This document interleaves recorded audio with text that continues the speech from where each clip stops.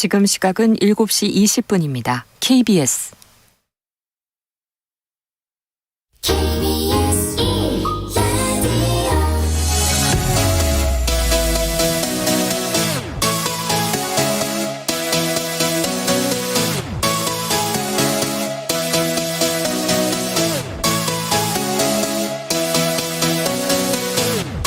KBS 열린 토론.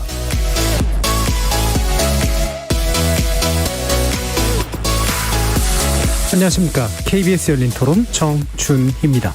힘든 일 하시는 분들한테 이런 일이 자꾸 일어나는 거 보면 참 안타깝기도 하고, 분명 관련된 지침이 있을 텐데 현장에서는 결국 반영되지 않고 그냥 편하게 일이 진행되는 방식을 보면서 개선될 방법이 진짜 없나? 그런 생각이 들더라고요. 우리나라 기업 구조가 경영자한테 그런 책임을 물을 정도로 깨끗하게 뭔가 이런 잘못이 생겼을 때 프로세스로 돌아가는다는 생각은 별로 안 하는데, 법적으로 강제된다고 해도 경영자들은 그걸 어떻게든 피해가려고 하지 않을까요? 그래서 누군가 본보기를 보여주지 않는 이상은 아무리 법을 강하게 만든다고 해도 꼬리 자르기 식으로 사건이 무야무야 될 수밖에 없을 것 같다는 생각이 좀 드네요. 어디서나 일어날 수 있는 일이긴 하거든요. 지하철 사고도 마찬가지였었고, 위험한 곳에서 일하시는 분들에 대한 처우가 좀 개선돼야 된다고 생각하고요. 기업들이 좀 더 신경을 써서 안전장비라든지 안전교육이라든지, 그리고 몇 개월 이상 일을 하지 않은 사람들은 숙련된 사람이랑 같이 들어가서 같이 일을 할 수 있게 그렇게 진행이 되는 게 좋을 것 같다고 생각하고요. 정부에서는 이거에 대해 다 감시할 수 있는 그런 인력을 늘려서 좀 더 안전하게 하셨으면 좋겠어요. 법의 취지를 살린다면 자기들이 해야 될 일들을 제대로만 하면 걱정할 필요가 없는데, 그거를 처음부터 안 하겠다는 생각이라는 말밖에 안 되잖아요. 이거는 처벌의 문제라기보다는 법의 운용에 관한 문제라고 생각을 하거든요. 거리에서 만나본 시민들의 목소리 어떻게 들으셨습니까? 오늘 토론 주제는 끊이지 않는 산재 사망 사고, 중대재해처벌법 보완 필요한가입니다. 최근 평택항 그리고 현대중공업 현대제철에서 잇따라 산업재해 사망 사고가 발생하면서 구조적인 문제를 해결할 실질적인 대책 마련이 필요하다는 목소리에 힘이 실리고 있습니다. 지난 1월 어렵게 국회를 통과한 중대재해처벌법이 산업 현장에서 발생하는 중대재해를 일종의 기업범죄로 보고 경영 책임자에게 직접 책임을 물을 수 있도록 했지만, 최종 단계에서 이 완화된 내용이 다시 보완되지 않는 한 지금과 같은 문제를 해결하기가 어렵다는 거죠. 적어도 현재 정부가 준비 중인 중대재해처벌법 시행령에는 애초에 법 제정 취지가 제대로 반영돼야 한다면서 여야 정치권도 관련 논의에 들어간 상태고요. 근로감독관 제도 개선 등 노동계의 의견이 반영될 것으로 보입니다. 하지만 경총 등 6개 경제단체가 과도한 처벌로 생산활동이 위축된다면서 정부의 중대재해처벌법 개정 필요성을 또 건의한 상황인 만큼 정치권이 과연 어떤 해법을 내놓을지 귀추가 주목됩니다. 지난 4월 한 달 동안만 해도 무려 64명의 노동자가 일터에서 떨어지고 끼이고 부딪히고 깔려서 목숨을 잃었다고 합니다. 이런 죽음 불가피한 걸까요? 어떤 실효적 대안이 필요한 걸까요? 지금부터 그 대책을 모색해보는 시간 가져보겠습니다. KBS 열린 토론은 여러분이 주인공입니다. 문자로 참여하실 분은 샵9730으로 의견 남겨주십시오. 단문은 50원, 장문은 100원의 정보 이용료가 붙습니다. KBS 모바일 콩, 트위터 계정 KBS 오픈, 그리고 유튜브를 통해서도 무료로 참여하실 수 있습니다.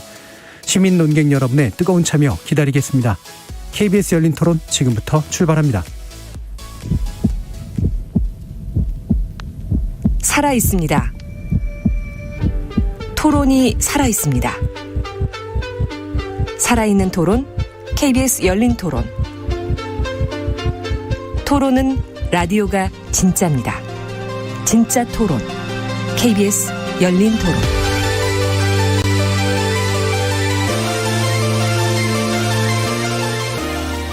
오늘 함께해 주실 세 분의 전문가 소개하겠습니다.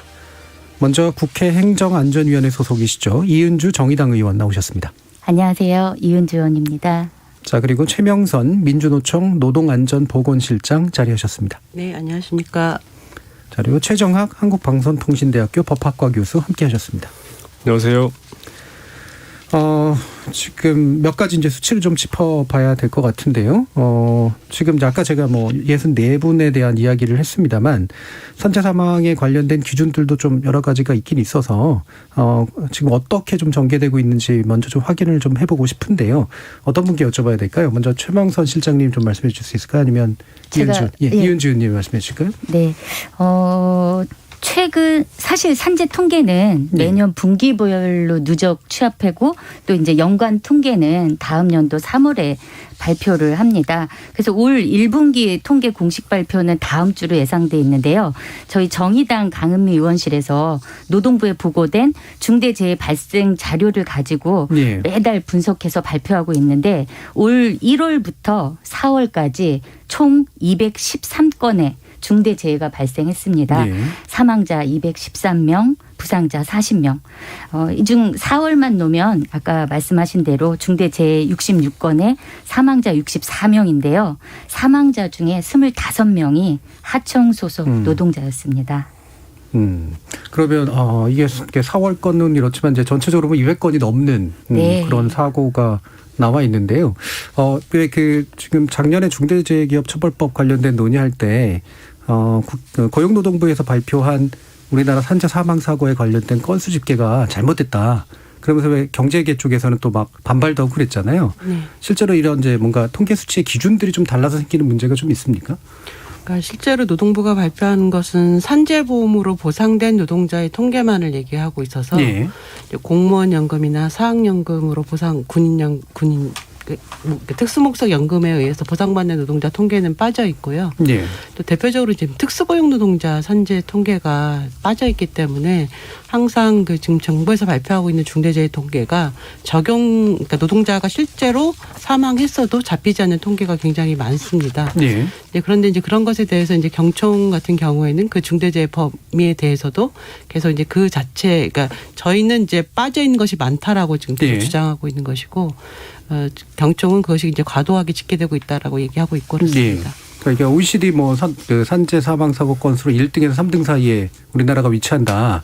뭐 이런 얘기를 할 때 이제 왜 반발로 얘기하는 게 우리는 왜 직업병 관련된 거, 산재 직업병 이런 것들도 포함하기 때문에 외로 과다하다 이런 식의 주장을 했던 거잖아요. 경제계나 이런 데가. 지금 산재 사망 자체는 직업병에 의한 사망은 다 다른 나라 국가들도 포함하고 있고요. 오히려 이제 외국 같은 경우에는 출퇴근제 포함 여부라든지 이런 것들이 다 같이 들어가 있습니다. 한국은 좀 그것과 조금 다른 통계 기준을 갖고 있는 상태고 오히려 사망 말고 이제 부상이나 직업성 질병에 대한 것은 그 이제 뭐 휴업일 기준이라든지 이런 것에 차이가 있기 때문에 국가별 통계 기준이 좀 차이가 있습니다. 그렇다면 최종학 교수님 보시기에 이제 이게 뭔가 이렇게 기본 수치를 좀 어쨌든 정확하게 좀 잡고 그래야지 문제 개선을 도모할 수가 있는 거잖아요.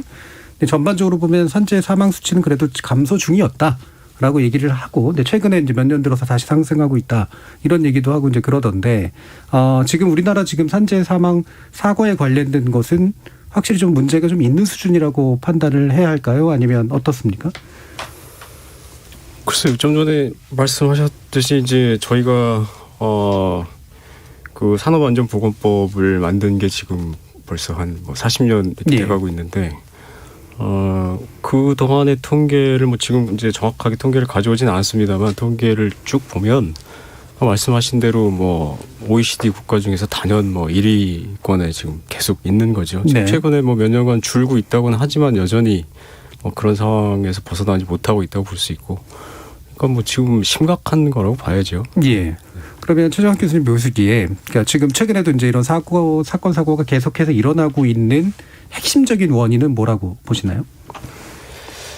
글쎄 핵심적인 원인이라고 하면 좀 비교를 해서 말씀을 드려보자면 다른 나라들도 이제 산업재해로 인한 사망이 많은 때가 있었죠. 예를 들면 이제 일본 같은 데는 1960년대, 70년대 이런 때 이제 사망이 많았다고 하는데 그때도 이제 일본 같은 데서도 지적하는 것이 그 너무 급격한 경제 성장에 따른 그런 부작용이다.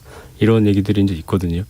그러니까 우리 경우에도 이제 아시다시피 굉장히 경제가 이제 급성장을 했고 그 과정에서 말하자면 성장이라든가 경제 효율성 뭐 이런데 이제 사회에서 우선시하는 가치들이 이제 다 집중이 되면서 사실 안전, 이런 노동 안전, 시민 안전 이런 것들은 사실 그렇게 큰 관심을 받지 못했다고 사실 볼 수 있죠. 그래서 지금도 여전히 그런 게 남아 있지 않나 생각합니다. 어떤 그 사회적인 말하자면 가치를 어디다 두느냐 이런 게 가장 근본적인 원인이 아닐까 생각합니다. 네. 그러니까 이제 성장 위주의 그런 가치관을 갖다 보니까 노동자들이 불행한 일을 겪어도 어쩔 수 없는 좀 일이다라든가, 아니면은 그렇게까지 중요하지 않다라든가 심지어는 그렇게 생각하는 분위기도 없지 않다는 말씀이시잖아요. 실제로 노동계 현장에 계시는 이제 최병선 실장님은 어떤 부분이 가장 중요한 원인이라고 생각하세요? 저희는 이제 위험의 외주화가 가장 큰 원인이라고 생각을 하고 있습니다. 이제 다른 외국에 비해서 이제 똑같은 건설업이라고 하더라도 이제 한국의 건설 노동자가 11배 이상 많이 죽고 있는데 그것이 이제 다단계 하청이라고 하는 외주화가 계속 가속화되기 때문이죠. 그래서 외국에 비해서 경제 발전은 어느 정도 되었는데 그것과 오히려 역행하면서 외주화가 많이 되니까 하청이나 특수고용 노동자에게 위험한 업무를 전가하고 그들이 계속 사망이 급증하고 이런 것들이 좀 중요한 원인이라고 생각하고요. 또 외국에 비해서 좀 한국의 기업들이 법에 대한 준수라고 하는 것들이 굉장히 급격히 떨어진다고 저는 생각하고 있습니다. 저희 노동자들이 외국에 가보면은 해외로도 많이 가시니까요. 노동조합이 갔을 때도 그렇고 저희 이스라엘이나 다른 중동이나 이런 데를 가서도 외국에 가면 사실은 떨어져 죽을래야 죽을 수가 없게 돼 있더라. 너무나 안전시설이나 이런 것들이 잘 돼 있고 기업이 법을 준수하고자 하는 그런 것들이 굉장히 잘 돼 있다라고 이제 하고 계시거든요. 그래서 한국이 정말 이렇게 중대재해가 많은 것은 위험의 외주화라고 하는 고용구조의 악화 문제와 전가 문제와 기업의 법 준수, 그다음에 사실상 법은 있지만 사업장 내에 안전관리 시스템을 전혀 구성하지 않고 있는 그런 문제들이 좀 중요한 핵심 원인이라고 생각하고 있습니다. 그 위험의 외주화 많이 얘기가 됐는데 사실 이게 이제 위험을 전가하는 문제라고 이제 표현을 합니다만. 들여다보면 이제 그 구체적으로는 그런 거잖아요. 그러니까 저비용 구조를 일단 만들어내고, 자꾸 이제 돈 이제 쥐어짜고, 공기도 쥐어짜고, 비용도 쥐어짜고, 그래서 자꾸 넘기고, 그러다 보니까 이제 밑으로 내려가는 그 하청 업체들에서는 실제로 그 비용, 그 어떤 돈 안에서는 뭔가 이렇게 안전에는 신경 쓸 여지도 없다라고 스스로 변명하는 그런 상황들을 만들고, 결국은 그걸 원래 원청은 책임지지 않는 구조. 결국 이렇게 이제 요약을 되는 거겠죠? 맞습니다. 그럼 의원님이 이제 지금 두 분이 또 이제 지적해 주셨으니까 또 뭔가 더 덧붙이실 말씀 있으실까요? 저도 근본적으로는 노동자의 생명보다는 이윤을 추구하는 그런 사회 문화, 가치 이런 부분들이 근본적으로 잘못됐는데 그것이 국가와 정치의 책임이 크다라고 봅니다. 가령 저희가 코로나19 사태 작년부터 매일 아침 질병관리청으로 이제 승격했죠. 오늘의 코로나19 사망자 수를 보고하면서 하루를 시작합니다. 만약에 우리나라가 이 산재 사망으로 집으로 돌아오지 못하는 노동자에 대해서 그 문제를 중요하게 생각하고 어제 발생한 산재 사망 사고는 몇 건이었고 몇 분이 돌아가셨고 그 원인이 뭐고 이 부분을 매일매일 발표하는 제가 법안도 발의했지만 그런 산업안전관리청이라든지 그런 정부 조직이 있어서 그만큼 중요하게 가치 있게 다뤘다면 아까 질문하셨던 것처럼 경영계에서 산재 사망 사고 건수 이거 신뢰가 안 가는데 이런 이야기는 나오지 않았을 거다. 이렇게 생각합니다. 그 중대재해기업처벌법이 그래서 좀 더 이제 강력한 형태로 이제 요청이 됐던 이유 중에 하나가 이제 바로 뭔가 근본적으로 우리 사회의 태도를 바꾸지 않으면 안 된다라고 하는 그런 문제의식이었던 거잖아요.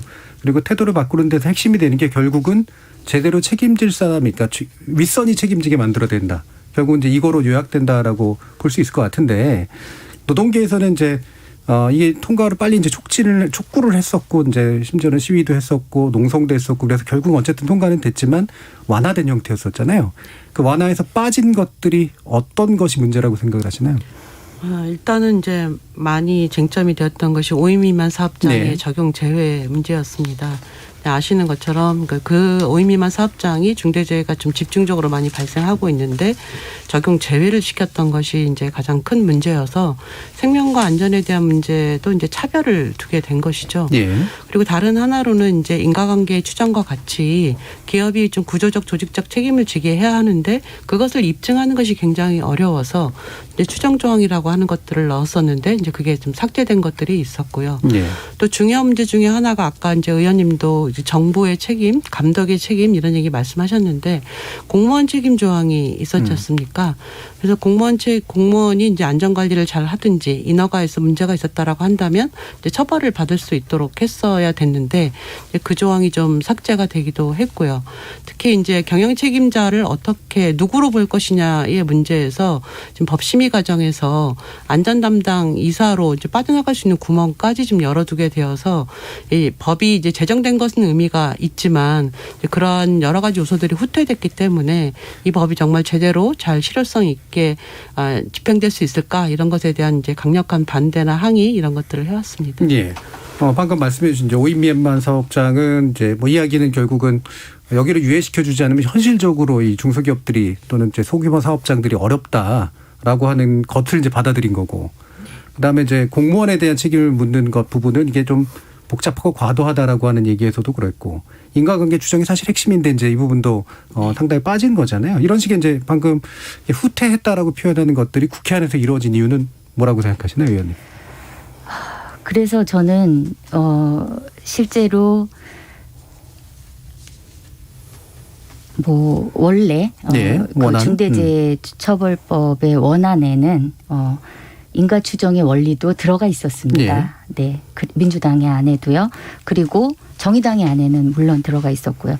그리고 5인 미만 사업장이나 50인 미만 사업장을 제외하는 부분도 없었습니다. 네. 근데 결국은 논의 과정에서 법사위에서 다루어질 때 실제 율사들에 의해서 인가 추정의 원칙 같은 경우도 위헌 요소가 있다.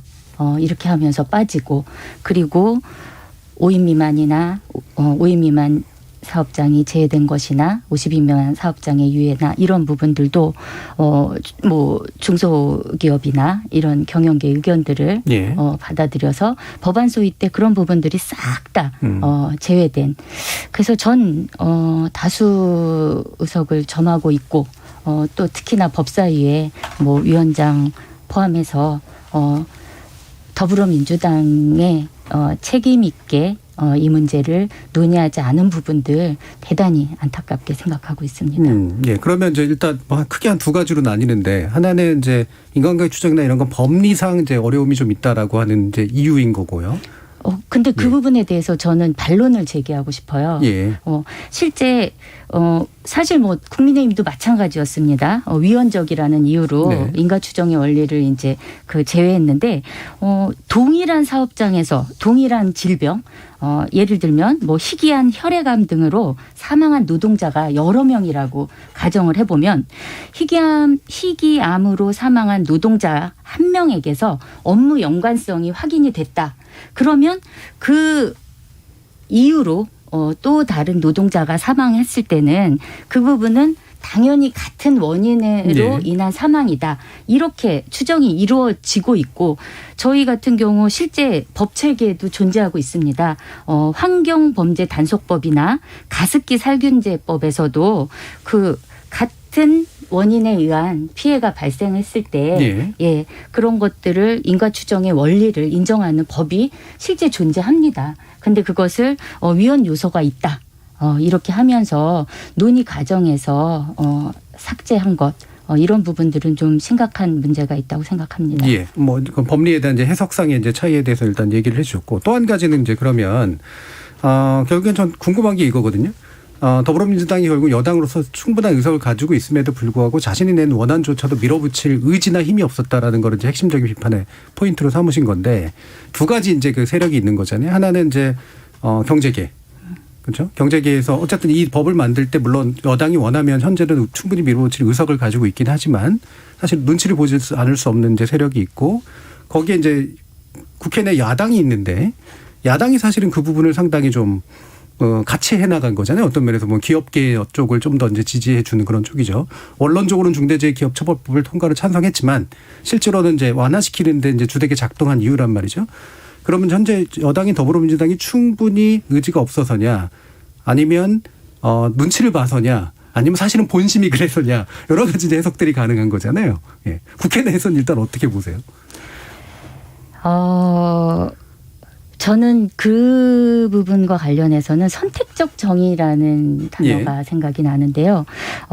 이 부분은 가치를 판단해야 되는 겁니다. 노동자의 생명이 중요하다라는 가치를 가지고 그 부분에 대한 그 정의와 그 판단을 가지고 야당을 더 적극적으로 설득하고 경영계도 더 적극적으로 설득해서 만들어 나갔어야 된다라고 생각을 합니다. 예. 이 부분은 최종학 교수님 의견도 한번 좀 들어봤습니다. 네, 사실 제 생각은 이제 뭐 기업계나 야당의 이제 반대가 물론 이제 현실적으로 작용했습니다만, 사실 정부 측의 이제 뭐라고 할까 반대라고 할까 어떤 조정이라고 할까 이런 것이 이제 상당히 컸죠. 그러니까 말하자면 대기업 이 문제에도 있겠습니다만 중소기업 이상의 이제 영세기업 이런 문제가 심각하기 때문에 중소기업 벤처기업부입니까? 뭐 중소기업 벤처부 뭐 이런 데서 이제 굉장히 이건 난색을 표했다는 것이죠. 그래서 그런 소규모 사업자의 경우 현실적으로 그런 안전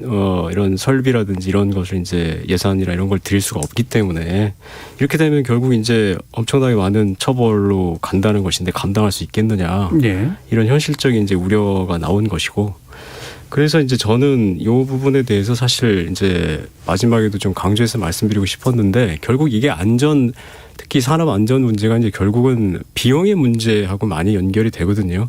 그래서 얼마만큼의 비용을 투자하느냐가 이제 안전을 얼마나 확보할 수 있느냐로 직결이 됩니다. 그런데 중소기업의 경우에 현실적으로 이런 것을 감당할 수 있는 이제 여력이 많이 부족하기 때문에 결국 이 법에서도 국가 지원하는 이제 조항을 이제 집어넣었거든요. 5인 미만을 제외하는 대신에. 그래서 국가가 지원하는 것으로 대안을 마련했습니다만 여전히 이게 이제 과연 충분히 이것이 될 것이냐 하는 우려가 있고, 그런 점에서 좀 현실적인 대안을 찾아볼 수 있는데, 그걸 저는 일종의 국가의 산업안전기금 이런 거를 만들어가지고 거기에 대기업이 이 안전기금을 상당 부분 출연하도록 하는 이런 방식으로 보완하는 것이 어떤가 그런 말씀을 좀 드려봅니다. 예, 연관해서 그래서 이제 이 부분이 또 이제 중소기업 벤처부의 쪽에서의 어떤 여당 내, 그러니까 정부 여당 내 반대도 은근히 작동을 했다라는 말씀하고 연관해서, 그러니까 실제로 이제 중소기업이나 소규모 쪽에서는 이제 하지 말아달라라고 계속해서 로비도 하고 약간 뭐랄까요, 좀 없는 소리도 하고 이제 이런 거잖아요. 이 부분에 이제 현실적인 어떤 안을 좀 얘기를 해주신 건데, 최명선 실장님은 어떻게 생각하세요? 이런 제안이라든가 중소기업에서의 어떤 나름대로의 고민, 어려움 이런 거에 대해서는? 이제 사실상 국회 법안 심의 과정에서 이제 한국 사회의 산업재해나 시민재해에 대한 민낯이 다 드러났다고 저는 생각을 하고 있는데요. 그러니까 이제 사업주 단체가 굉장히 강력하게 반발하고 이제 법의 통과를 반대해왔던 것들이 사실이고, 그 법안 심의 과정에서 모든 부처가 다 나와가지고 그 대상에서 빠져나가는. 우리 부처는 이거를 빼고 싶다. 우리 부처는 이걸 빼고 싶다. 이렇게 다 경쟁하듯이 빠져나가려고 했거든요. 그래서 이제 정부조차도 이것이 정말 안전과 관련해서 더 강화하고 아까 말씀하셨던 기금이나 예산 지원과 관련해서 어떤 대책을 마련하는 것에 나섰던 것이 아니라 그 자기 소관 부처의 어떤 대상을 빠져나가게 하려고 하는데 골몰하고 있었던 것이고, 또 대표적으로 이제 5인 미만은 중기부에서 이렇게 해왔다라고 지금 생각이 듭니다. 그런데 이것이 이제 현재의 이제 중소기업의 여러 가지 구조적인 것, 대기업과 중소기업 간의 문제라든지 원청과 하청의 문제라든지 이런 것과 좀 다 연동되어 있기 때문에 이제 사실은 지금 중소기업 중앙회가 제 생각에는 오히려 이제 중소기업 같은 경우에 이 법은 그동안 이제 중소기업이 하청으로 일을 했을 때 하청 중소기업만 처벌받던 것을 원청, 대기업 원청을 좀 처벌해서 중소기업의 안전에도 또 중소기업 소속의 노동자, 하청 노동자에게를 보호하기 위한 것이거든요. 근데 이제 그런 것은 사실상 이제 거의 바라보지 않고 당장 이제 약간 제 생각에는 뭐 경청이나 사업 정경련이나 이런 사업주 단체들이 약간 호도했다고 생각을 하는데요. 이 네. 법의 취지 자체를. 그래서 이제 그런 것을 이제 편승해서 계속 좀 반대 의사를 좀 표명했고 지금도 여전히 경청 정경련 중소기업중앙회가 이 법을 다시 더 되돌려라 후퇴해라 이런 요구를 하고 있다고 생각을 합니다. 네. 근데 이제 앞서 이제 최정학 교수님이 말씀하셨던 것처럼 실제적으로는 법이 좀 강력하게 집행이 되는 것이 현재의 이제 중소기업 안전이나 원하청 구조의 이런 수직적 구조 이런 것에 대한 해결의 실마리가 된다고 오히려 전 생각을 하고 있고요. 중소기업에 대한 지원도 지금 말씀하신 것처럼 정부의 일반 회계 문제라든지 아니면 대기업의 출연이라든지 이런 걸 통해서 중소기업이 안전하게 이제 비용이나 이런 것들 투자할 수 있도록 하는 게 필요할 것 같아요. 네. 마지막으로 좀 하나 말씀드리고 싶은 것은 지금 이제 원청하고 하청이 있는데 이제 하청업체가 안전관리를 할 수 있도록 일정한 비용이나 이런 인력에 대한 것들을 원청으로부터 보장받을 수 있어야 되는데 우리 법에서는 그것을 보장하는 게 없거든요. 사실 이제 건설업 정도만 안전의 산업안전관리비로 일정 비율을 써라라고 하는 규정이 있고 나머지는 없어요. 그런데 이제 이런 것들이 지금 적정하게 되어 있지 않다 보니까 하청업체는 특히 이제 중소기업 하청업체들은 이제 그런 계약 관계에서 안전관리를 위해서 일정한 비용을 아예 원청이 하청에게 건설업처럼 보장할 수 있도록 하는 것들도 필요하고 저는 이제 중대재해기업처벌법의 시행령에 이제 경영책임자의 의무라고 하는 것들이 되어 있지 않습니까? 그것이 아예 그 시행령 안에도 반드시 포함돼서 들어와야 된다고 생각하고 있습니다. 자, 그럼 이은주 의원님도. 예. 저도 그 중소기업 문제는 기본적으로 그 행정의 문제라고 봅니다. 네. 대기업과는 달리 이제 중소사업장은 재원 자체가 부족한 거잖아요. 그래서 그 부족한 부분을 보완할 수 있는 게 바로 정부 행정이라고 생각을 해요. 그래서 정부가 그 산업안전보건법을 또 중재법을 잘 지킬 수 있도록 평소에 행정 지도나 이런 부분들을 잘 펼치고 또 안전설비를 설치할 수 있도록 지원해주고 그런 게 바로 이제 정부의 지원이지 그것을 그렇기 때문에 가혹하기 때문에 뭐 처벌을 안 하도록 예외시키거나 제외시키거나 그렇게 하면 산재로 인한 사망자 결코 줄어들지 않습니다. 그럼 말씀 나온 김에 이제 지금 행안위가 이 법의 주무 그 상임위는 아니잖아요. 아니죠. 그렇죠. 예. 네, 행안위 단위에서 이제 방금 말씀하신 부분들을 뭐 보완하실 수 있는 방법이 있는 건가요? 어떻습니까?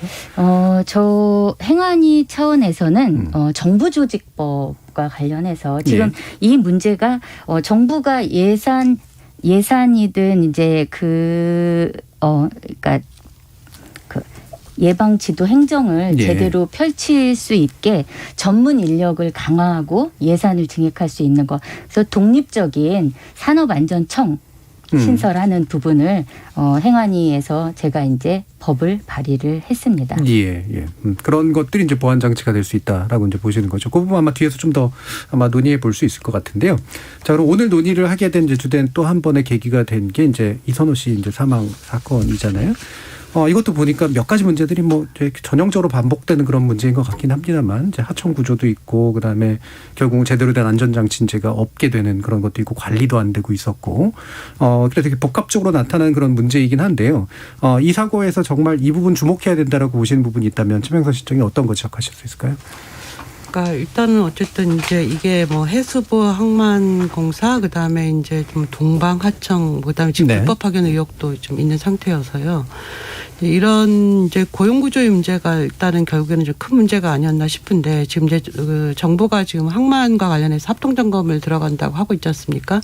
근데 이것이 이제 사실은 이제 기존의 이제 안전조치나 대책에 대한 점검뿐만이 아니라 지금 이 항만과 관련해서 이 고용구조의 문제도 같이 들여다보고 개선하는 방향이 좀 나와야 된다고 생각을 하고요.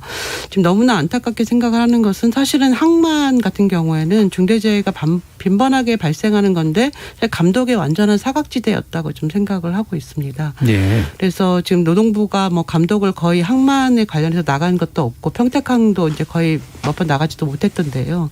근데 이런 문제를 어떻게 해결할 거냐. 이제 지금 뭐 제조업, 건설업, 조선업 이렇게 좀 알려진 데 같은 경우에는 그래도 뭐 여러 가지 대책들을 이제 계속 집중해서 하고 있는데 그 외에 좀 많은 현장에서 사각지대가 발생하고 있는 거거든요. 저희 뭐 농업도 마찬가지고 선원도 마찬가지고 예. 거기도 다 노동자들이 다 죽고 있는데 이런 감독의 사각지대가 계속 발생하고 있다.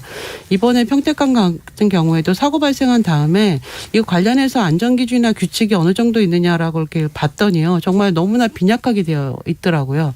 그리고 관련해서 좀 강화하기 위한 것들도 지금 국회에서 심의가 안 되고 있었고 그래서 이런 이제 특히 여러 사각지대에 있는 것에 대해서 안전기준을 어떻게 더 보완할 것이냐 그리고 고용구조 문제를 어떻게 개선할 것이냐 그다음에 이제 이런 감독 행정을 좀 전반적으로 어떻게 바꿀 것이냐라고 하는 것들이 같이 해결돼야 되지 않겠나 싶습니다. 그럼 항만이 사각지대였던 이유는 뭘까요?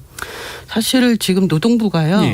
감독을 그러니까 어떤 중대재해가 발생하면 이제 거기에 감독을 나와요. 그런 걸 저희가 되게 대증적으로 처방하게 된다는 거죠. 그리고 택배 노동자 과로사 그전에도 많이 죽었습니다. 택배 노동자 과로사가 사회적으로 문제되니까 택배 현장 쫙 들어가고 이천 같은 경우에도 물류센터 굉장히 문제가 많았었잖아요. 계속 사고가 있었는데 감독 사각지대에 있다가 이천에서 터지니까 또 막 들어가고 이런 식의 이제 뒷북 감독 행정이 반복되고 있어요. 이게 현재의 감독 간의 이제 인력이라든지 아니면 예방 감독에 대한 기획이라든지 이런 걸 종합적으로 할 수 있는 조직 구조가 없기 때문에 이런 사각지대가 반복적으로 발생한다고 생각하고 있습니다. 예. 이런 지적 최정학 교수님 어떻게 보시나요? 예, 뭐 다 동의하고요. 그러니까 지금 고용노동부의 그 이제 산업재해 담당하는 부서가 산업재해 예방 보상 정책국이라고 있는데 거기 5개 과가 있고요. 그 총 인원이 한 50명 남짓 된다고 합니다. 네. 50명이서 지금 전체 뭐 우리나라 노동자가 1,800만이라고 하고 아까 말씀하신 대로 산업재해가 1년에 이제 뭐 1,000건 이상 사망자만 그렇게 발생하죠. 부상자는 10만 명에 달하고 이러는데 50명이서 그걸 담당한다 하는 건 뭐 이미 말이 안 되는 것이죠. 그래서 지금 얘기하신 대로 감독이라고 하는 것도 사고가 난 뒤에 이제 특별 감독 이렇게 하게 되고 그래서 이제 지금 뭐 산업안전보건청을 새로 만들고 또 뭐 근로감독청을 만들겠다고 하고 이렇게 이제 결국은 확대가 돼야 되는 거죠. 기본적으로 확대가 돼야 되고 여러 가지 이제 더 충분한 어떤 국가적인 지원이 있어야 되는데 근데 제가 여기서 또 하나 이제 좀 뭐 제안 겸해서 말씀드리고 싶은 것은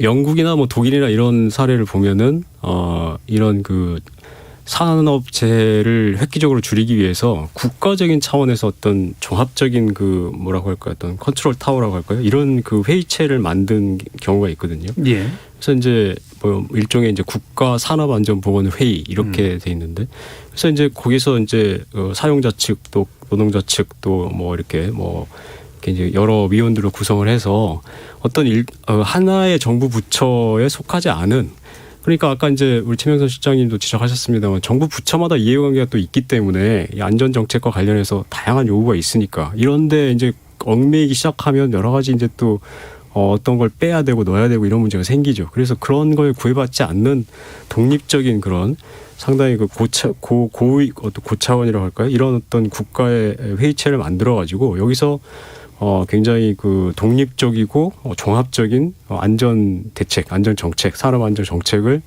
만들고 그것에 따라서 이제 법과 제도를 이렇게 개편해 나가고 이런 경험들이 있습니다.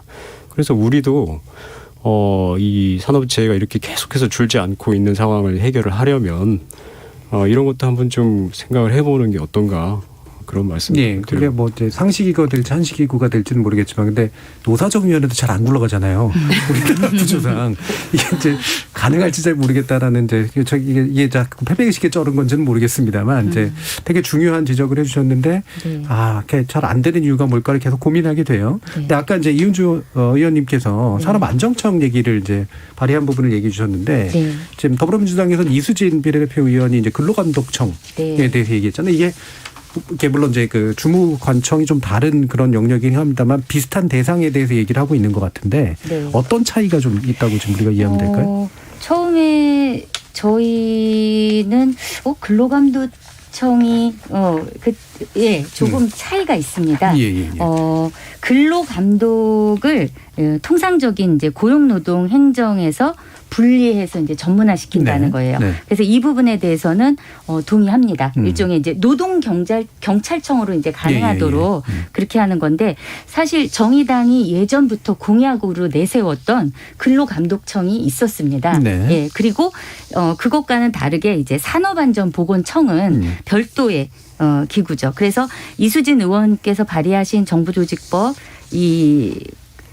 그 정부조직법은 개편안은 개편안은 그 산업안전보건이나 산재보상보험까지 근로감독청이 맡도록 하고 있는데 그거는 근로감독청과 산안청을 이렇게 통합하자는 것으로 보이는데 협업은 당연히 필요하고요. 하지만 이제 제가 산안청의 이유를 제기한 거는 산업안전보건 행정은 다른 이제 고용노동 행정 이런 거에 비해서 대단히 많은 전문성을 요구합니다. 기본적으로 산업안전 관련해서 이제 뭐 재활부터 의학, 보건 시스템, 예방, 점검, 그리고 또 뭐 화학, 물리학, 역학에 대한 전문 지식, 그리고 기업의 일상적인 안전 시스템을 구축하기 위해서는 경영학, 인적 자원 관리까지 통합적으로 요구되기 때문에 노동 행정 분야 중에서도 가장 기본 복잡하고 전문성을 요구하는 거라 그 두 가지가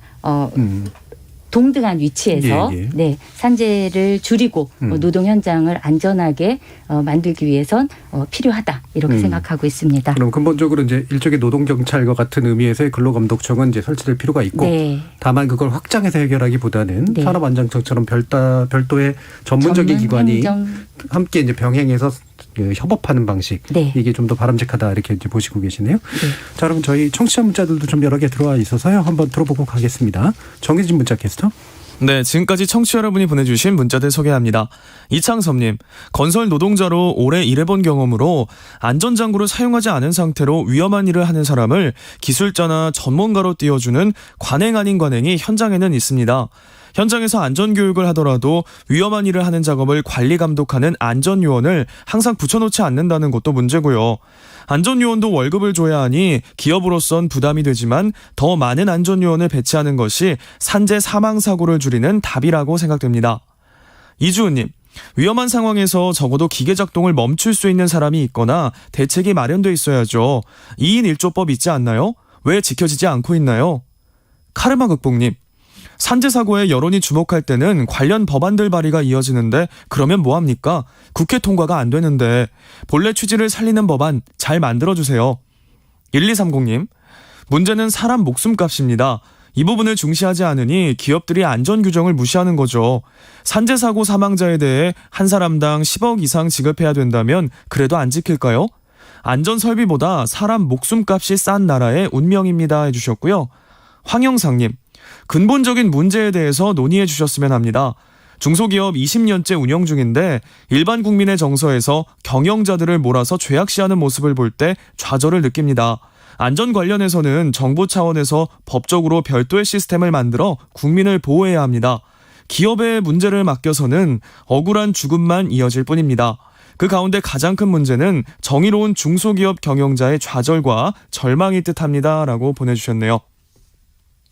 네, KBS 열린 토론. 이 시간은 영상으로도 생중계하고 있습니다.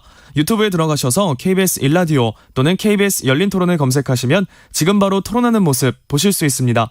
방송을 듣고 계신 여러분이 시민 논객입니다. 계속해서 청취자 여러분들의 날카로운 시선과 의견 보내주세요. 지금까지 문자캐스터 정의진이었습니다. 토론이 세상을 바꿀 수는 없습니다. 하지만 토론 없이 바꿀 수 있는 세상은 어디에도 없습니다.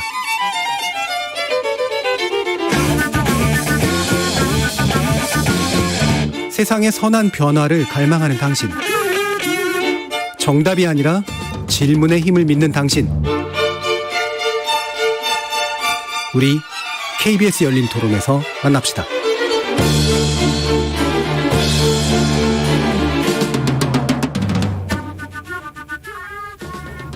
KBS 열린 토론, 끊이지 않는 산재 사망 사고 중대재해처벌법 보완 필요한가라는 주제로 말씀 나누고 있는데요. 최정학 한국방송통신대학교 법학과 교수, 최명선 민주노총 노동안전보건실장, 그리고 이은주 정의당 의원, 이렇게 세 분과 함께 하고 있습니다.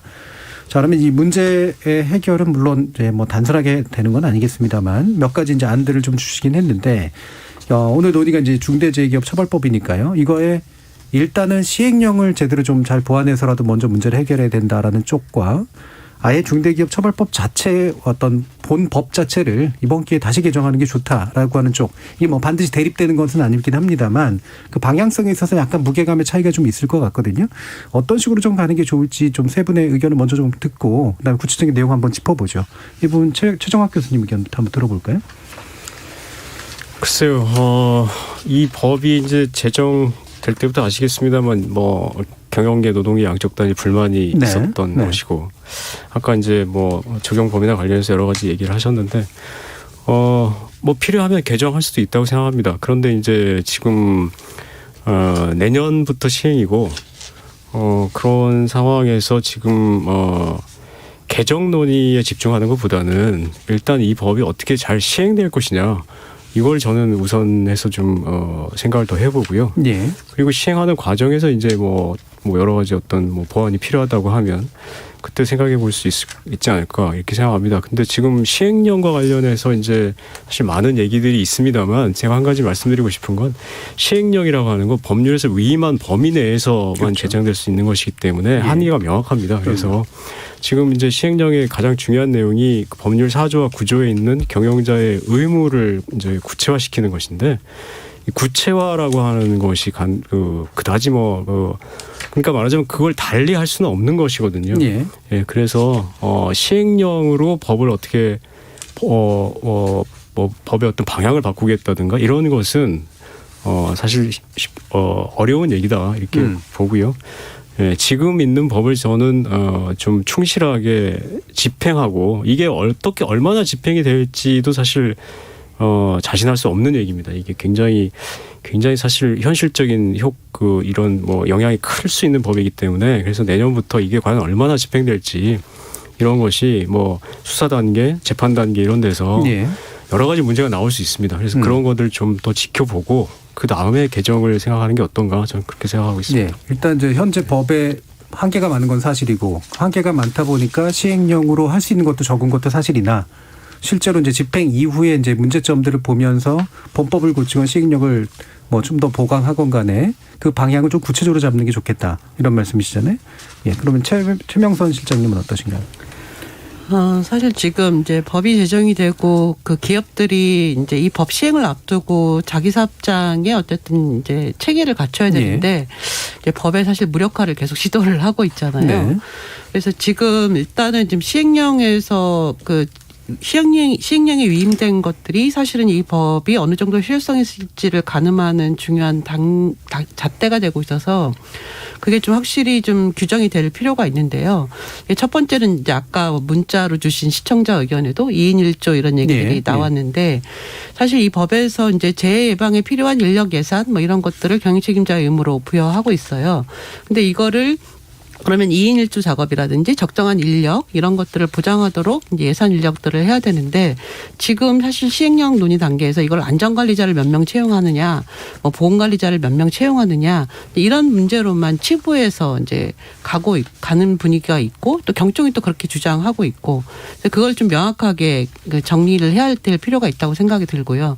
또 이 법이 하청이나 특수고용 노동자와 관련된 것들을 보호 범위 대상으로 하고 있지 않습니까?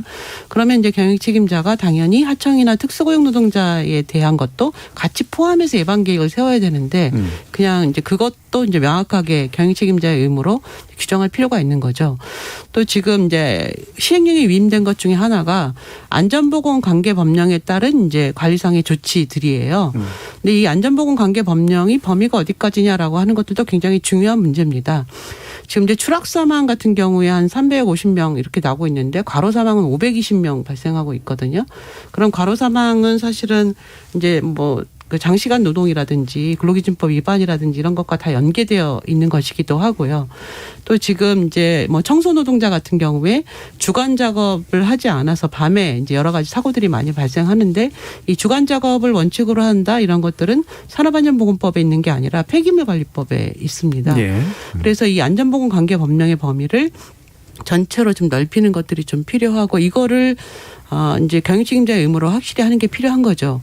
이제 제일 지금 중요한 것이 그럼 경영책임자가 지금 경총은 이거를 경영책임자가 1년에 한 번씩 보고받는 것으로 하자 잘 되고 있는지 이렇게 주장하고 있습니다. 보고받는 것으로 한다라고 하면은 사실상은 기존의 산업안전보건법의 처벌과 다를 바가 없거든요. 그리고 현장에서 그런 보고들이 제대로 될 리도 없고 기존에 이제 중대재해기업처벌법 말고 산안법으로 또 산안법이냐 중대재해기업처벌법이냐라고 할 때 보고 의무 정도만 부여해서 가려고 했던 것들도 있거든요.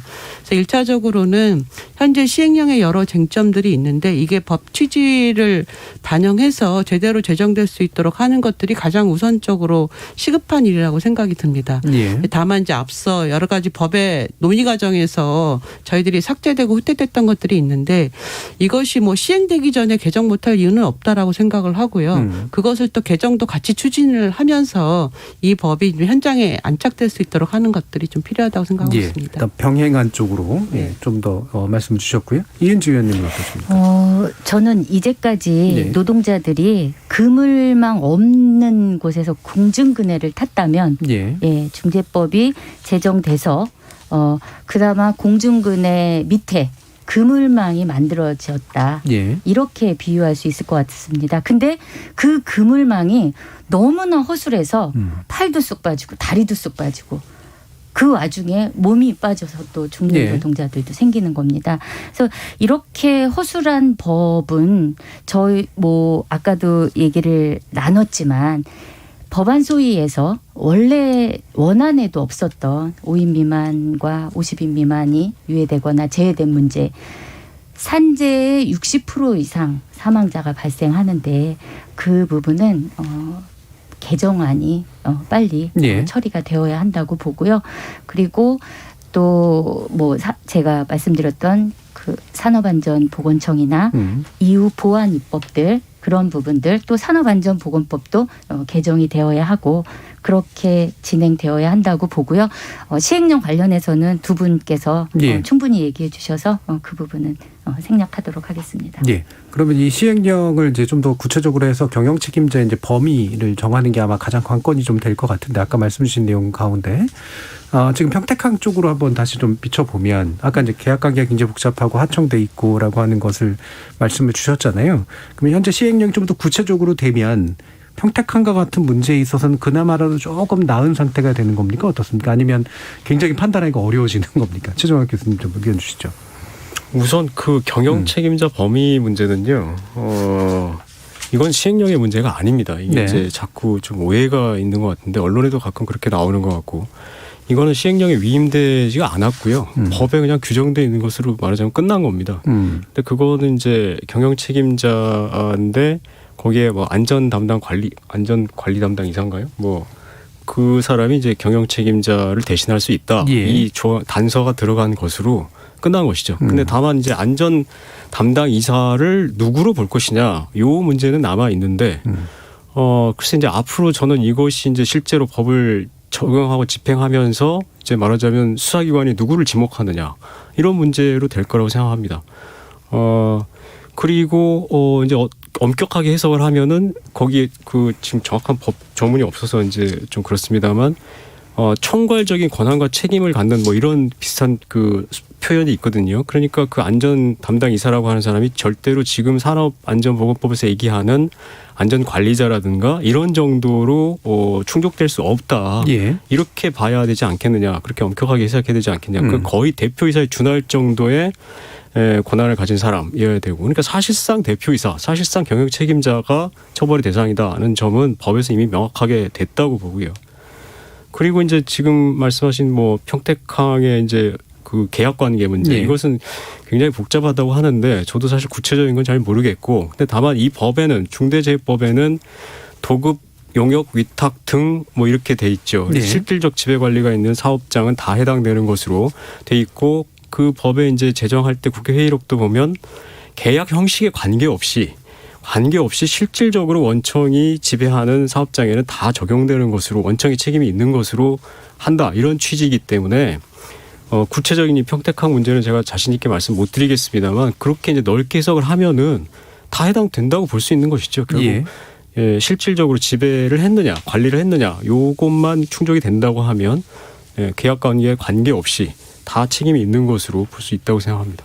그러면 이제 뭐 구체적으로 이제 앞으로 어떻게 적용될지는 모르겠지만 적어도 대표이사에 준하는 정도의 사람이 책임을 지도록 되어 있는 게 법의 취지가 맞고 그다음에 또 강하게 해석하면 원청 하청 구조에서 결국은 원청의 굉장히 중요한 의사결정자가 상당히 중요한 책임을 지도록 되도록 가는 방향이 될 것이다. 이런 말씀이시네요. 이미 법에 그렇게 돼 있다는 거죠. 돼 있습니다. 그건 시행령으로 달라질 수 있는 게 아닙니다. 이 부분 어떻게 생각하세요? 그러니까 교수님 말씀하셨던 것처럼 원청이 하는 것은 이제 시행령에 넘겨져 있는 사항은 아니기 때문에요. 동방이 그 책임을 지는 것은 이제 그 당연하고 법에 따로 이 시행령과 거론할 사항은 아닌 것이고 다만 이제 여기 항만 같은 평택항 같은 경우에 뭐 이제 어쨌든 정부가 있고 그다음에 항만 공사가 있고 그것도 거기 공공기관이지 않습니까? 공공기관 같은 경우에는 이제 공공기관의 사업장에서 전체적으로 안전관리를 강화해야 되는 또 공공기관 안전관리 지침이 또 적용되는 것이니까 이번에 이제 노동부에서도 점검을 하면서 지금 이제 항만 그 평택항 같은 경우에도 원청인 동방뿐만이 아니라 그런 것들을 좀 따져봐야 된다 이제 이런 얘기를 한 것 같아요. 그래서 이제 경영책임자의 범위는 시행령 사안이라기보다는 경영책임자가 한 명만을 얘기하는 것은 아니니까요. 당연히 이제 하청업체, 원청업체, 그다음에 이제 평택항, 항만공사 이런 데까지로 따져봐서 그런 것들에 대한 이제 책임 소재 문제를 좀 같이 가리는 것들이 필요하다고 생각합니다. 다만 이제 시행령에서 이것을 뭐 안전 담당 이사로 하냐 마냐는 이제 시행령에 위임된 사항은 아니기 때문에 이제 앞서 말씀드린 것처럼 시행령에 어쨌든 이제 하청업체라고 하더라도 지금 여기에 신호수 배치 문제 등등이 있었잖아요. 그렇게 하청업체가 실질적으로 신호수 배치를 할 수 있도록 인력과 예산이라고 하는 것들을 경영책임자의 의무로 넣느냐, 원청의 의무로 넣느냐, 뭐 이런 것들이 이제 사실은 주된 관건적인 요소가 될 것 같아요. 그래서 그런 건 이제 당연히 반영돼야 된다고 생각을 하는 거고 이게 여기서 이제 범위 문제라기보다 그런 시행령에서 의무의 내용이 무엇이냐라고 하는 것들이 이제 같이 규정되는 것이죠. 알겠습니다. 그러면 또 한 가지 이제 짚어주시면 좋을 게 이제 이은주 의원님께 여쭤봐야 될 것 같은데, 그러니까 여당 TF에서 얘기하는 것 중에 하나가 이제 근로감독관 확충이고. 만약에 중앙정부가 그것만을 다 오롯이 하기 어렵다면 지방정부에게 그 권한을 나눠주거나 어쨌든 위임하거나 뭐 이럴 필요도 있다. 이런 얘기를 하는데 여기에 대해서 논란이 좀 많은 것 같아요. 실제로 그렇게 되면 ILO 법을 위반하는 게 됩니다. 그건 중앙정부가 책임을 지고 해야 되는 부분이고 지방정부가 협조는 할 수 있지만 책임지고 그 부분을 행할 수는 없는 거죠. 지방정부에 원래 직권이 있을 수가 없는 구조라는 거죠. 그렇죠. 그러면 현재 같은 이야기가 나오는 이유는 뭡니까? 그러니까 사실 이제 감독관 숫자가 절대적으로 부족하기 때문에 이제 사실은 이제 감독 사업장을 나가지를 못하는 것이거든요. 그런데 이제 사실 이제 일부 지자체, 그러니까 뭐 경기도라든지 충남이라든지 최근에는 이제 부산 같은 경우도 있고 서울 같은 경우도 조례를 만들어서 지자체가 뭔가 이제 현장에 대해서 감독을 할 수 있도록 뭔가 인원을 확충하고 이런 것들을 좀 진행을 해왔어요. 그런데 이제 권한이 없다 보니까 이제 현장에 나가기는 나가는데 현장에서 개선을 명령하거나 이럴 수가 없는 것이죠. 그리고 이제 안전공단에서 지금 페트롤 점검을 굉장히 작년 올해 이제 많이 했는데 마찬가지로 안전공단도 그런 권한이 없는 문제가 좀 발생을 합니다. 그래서 이제 이렇게 얘기가 되는 것은 이제 사업장 숫자는 절대적으로 많은데 감독을 나가지를 못하는 상황이 반복이 되니까 이런 얘기들이 나오는 것이라고 생각이 들고요. 앞서 이제 의원님께서 말씀하신 것처럼 이제 ILO에서 어쨌든 기준의 문제는 중앙정부가 이제 책임지고 하도록 되어 있다라고 좀 생각이 좀 듭니다. 그런데 어쨌든 그럼에도 불구하고 저는 이렇게 그것을 뭐 권한을 이양하는 문제는 아니라고 좀 생각이 들고 근데 기준과 이런 것들은 명확 명확하게 중앙정부가 이제 책임지고 나가고 있지만 이게 인력 부족이나 특히 작은 사업장 같은 경우는 단순 조치 위반들이 많은데 그때 나가서 좀 즉시 시정해야 될 필요들이 좀 있기 때문에 이런 것을 좀 협업의 문제로 좀 해결할 수 있는 것들은 좀 필요하다고 좀 생각을 하고 있습니다. 알겠습니다. 자, 그럼 또 한 가지 아까 저희 청취자 의견들 나온 거 가운데 이제 정의로운 중소기업 경영자의 좌절이라는 표현이 좀 나왔어요. 네. 이 부분이 열심히 하는데 이거를 중소기업에게 책임으로만 자꾸 돌리면 정부가 할 일들이 따로 있는데 네. 이게 굉장히 좀 현장에서 어려워진다라는 그런 말씀으로 일단 읽히는데 네. 이게 이제 뭐 이를테면 이제 예전에 경총 쪽에서나 이렇게 나왔을 때 말씀해 주시는 그런 부분이 이거는 일단 노동 문화도 있다. 이를테면 안전을 되게 소홀히 하는 문화가 노동자에게 일부 있다라는 얘기를 한번 해주신 적이 있었고요.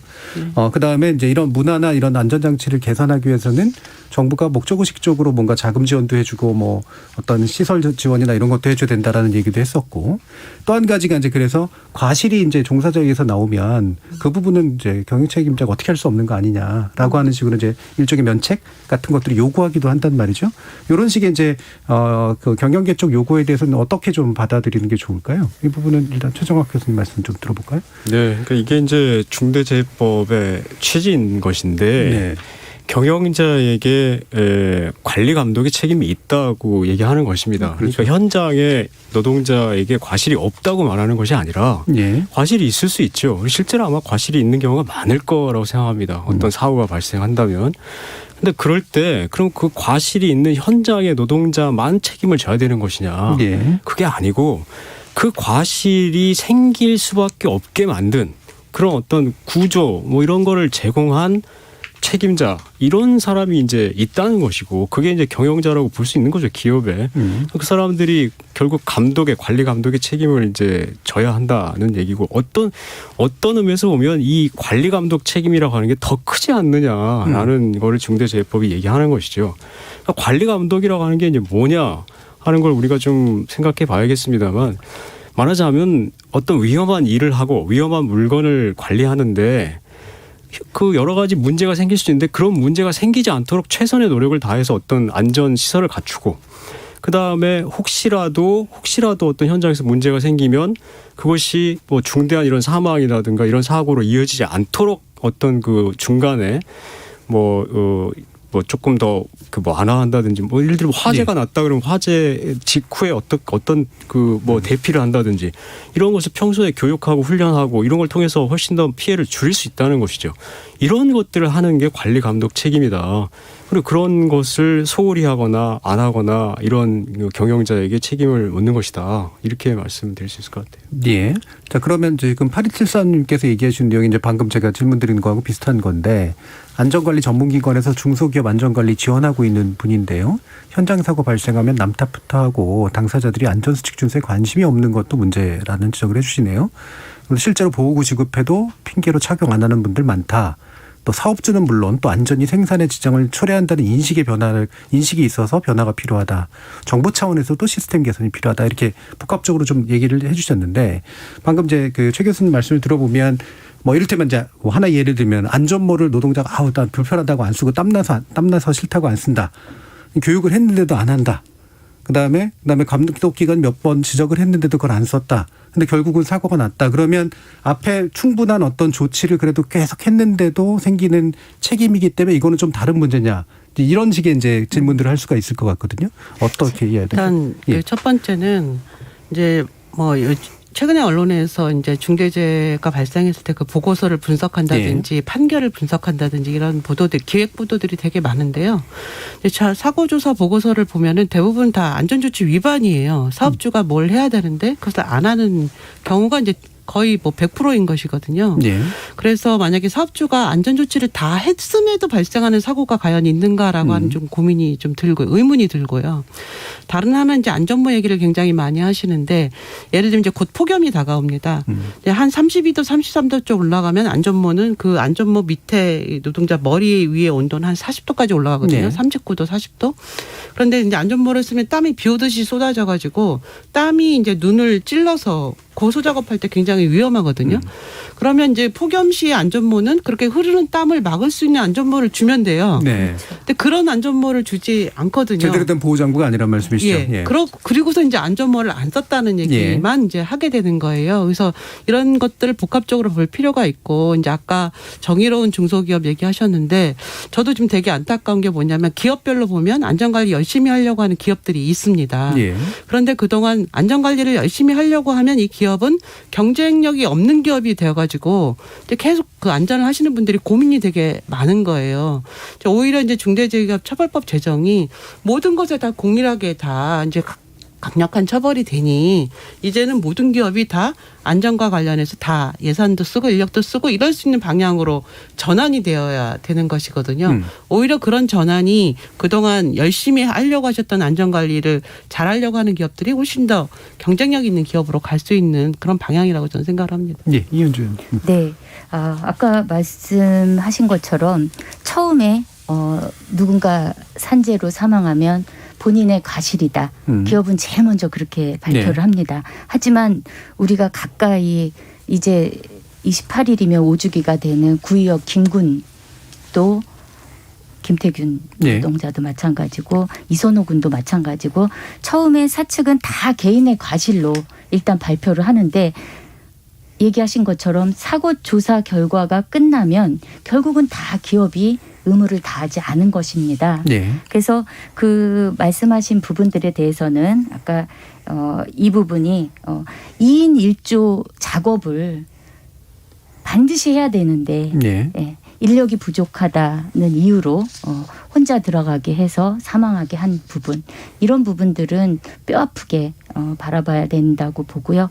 안전모 같은 경우도 저는 현장에 답이 있다고 봅니다. 아까 교수님께서도 노사정의 틀을 가지고 좀 더 다른 안전문화 이런 부분들도 만들어갈 수 있다. 현장에서 일하는 노동자들은 알거든요. 그 안전모를 써야 나의 목숨과 생명을 지킬 수 있는데 그 안전모를 쓰고 일할 수 있는 조건이 되도록 노동조합을 통해서 안전모 개선 문제 제기를 하고 사업주가 그것을 받아들이고 노사가 합의하고 정부도 할 역할들을 하고 이렇게 하면서 현장이 바뀌는 거, 이게 가장 또 중요한 거라고 봅니다. 예. 지금 또 여당 TF에서 나오고 있는 얘기 중에 하나가 아까도 잠깐 이 의원님께서 언급해 주신 부분하고 연관이 되어 있습니다만 이제 산안법 안에 이제 시행령을 재검토해서 이제 사업주 안전 의무 그리고 처벌을 강화하는 방향, 이게 동일한 어떤 사안으로 볼 수 있을지 아니면 이게 서로 이제 그 보완을 해줄 수 있는 기재로 볼 수 있을지 잘 모르겠는데 이 부분은 어떻게 좀 이해하는 게 좋을까요? 보완이라고 봐야죠. 보완입니다. 그러니까 이제 중대재해법이 말하자면 좀 뭐라고 할까, 좀 갑자기 제정됐다 그럴까요? 네. 산안법과 충분히 이렇게 이렇게 비교하면서 만들어지기엔 너무 시간이 촉박했기 때문에 두 법이 조금 일치하지 않는 문제들이 좀 몇 가지 있는 거죠.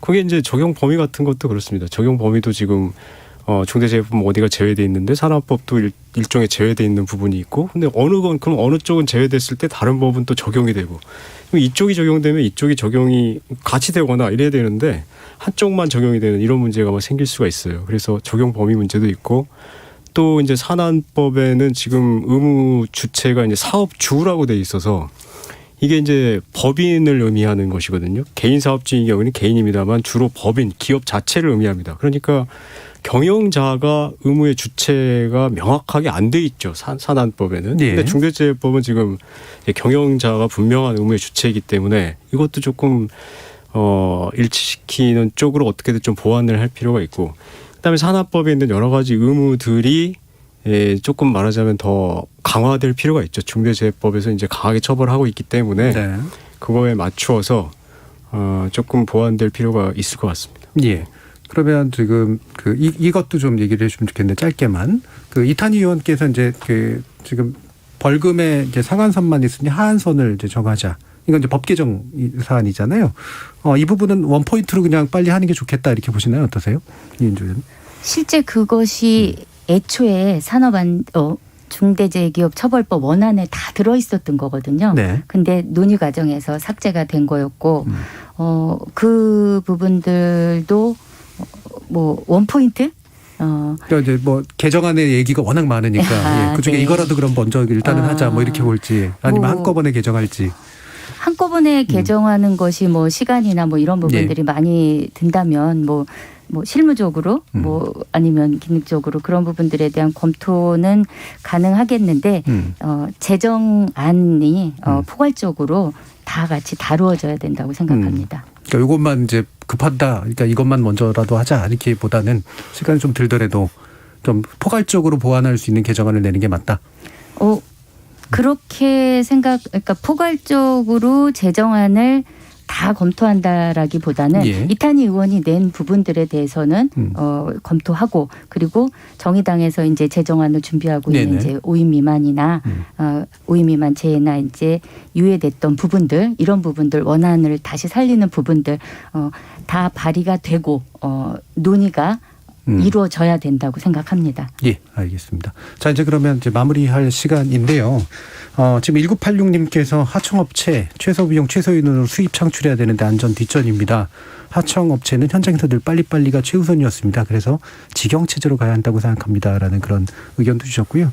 최인식 님도 현재 법령에 좀 문제가 있어서요. 현장에서는 발주처에서 충분한 비용과 시간을 보장해야 되는데 비용 최소화하고 공기는 줄이라는 요구가 결국 안전을 무시하게 하는 분위기를 유발합니다라는 그런 의견도 주셨네요. 자, 그럼 1분 정도씩 마무리 발언으로 어떤 부분들을 제안해 주실지 한번 들어보도록 하겠습니다. 이은지 의원님부터 한번 들어볼까요? 저는 아까 서두에 말씀드렸던 것처럼 정부가 코로나19 방역 대응하는 것에 반의 반만큼이라도 이 땅에 일하다 죽거나 다치는 노동자들이 생기지 않도록 그런 행정 자원 이런 부분들에 투자하고 그렇게 시행해야 된다고 봅니다. 그래서 제가 그 단지 새로운 산업안전보건청 뭐 새로운 정부 조직을 신설하는 의미가 아니라 그런 정부의 의지를 담는 거다. 그렇게 말씀드리고 싶습니다. 알겠습니다. 정부의 강력한 의지와 실천이 필요하다. 그다음에 최명선 실장님. 일단은 처벌법 제정과 연동돼서 산안법 개정 보완이 굉장히 시급하다고 생각을 하는데요. 이제 두 가지입니다. 하나는 이제 아까 구조적인 원인이 위험의 외주화라고 했는데 지금 현대중공업 같은 경우에 계속 사망이 발생하지 않습니까? 근데 조선업의 사고의 가장 큰 원인은 다단계 하도급이고 이거는 정부 조사에서 이미 조사대책위원회에서 재하도급 금지가 나왔어요, 권고로. 근데 그걸 전혀 반영하지 않고 있는 것이거든요. 그래서 위험의 외주화와 관련된 산안법 개정이 좀 추가적으로 필요하다고 생각이 들고요. 가장 핵심적인 거는 이제 결국에는 산재를 줄이려면 노동자들이 이거 정말 안전하게 자기 권리를 보장하고 주장할 수 있어야 되거든요.